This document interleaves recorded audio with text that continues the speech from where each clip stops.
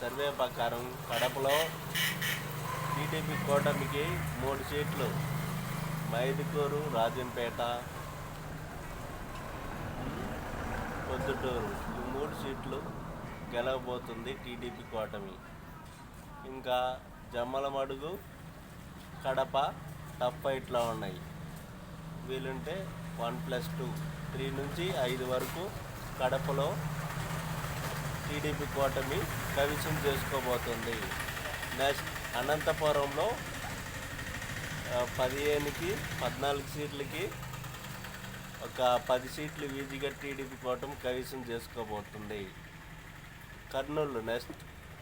కర్నూలులో 14కి 6 సీట్లు టీడీపీ కూటమి కవిసం చేసుకోబోతుంది.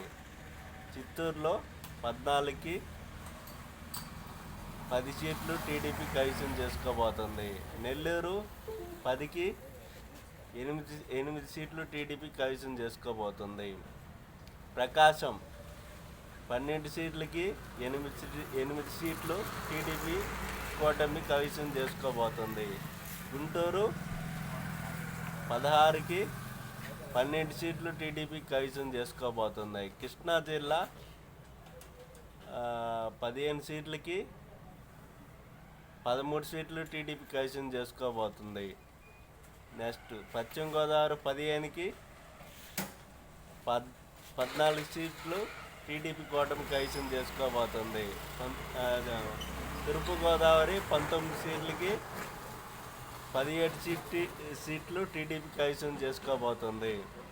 విశాఖపట్నం 15 సీట్లకి 13 సీట్లు టీడీపీ కూటమి కైవసం చేసుకోబోతుంది. విజయనగరం 9 సీట్లకి 6 సీట్లు కైవసం చేసుకోబోతుంది టీడీపీ కూటమి.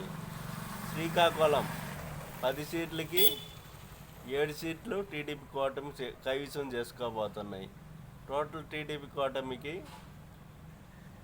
120+ నుంచి 133 వరకు రాబోతున్నాయి. ఇది మాధవ్ గారి విశ్లేషణ. జరగబోయే జూన్ 4న జరగబోయే ఫలితాల్లో ఇది సుస్పష్టంగా మీకు కనిపిస్తుంది.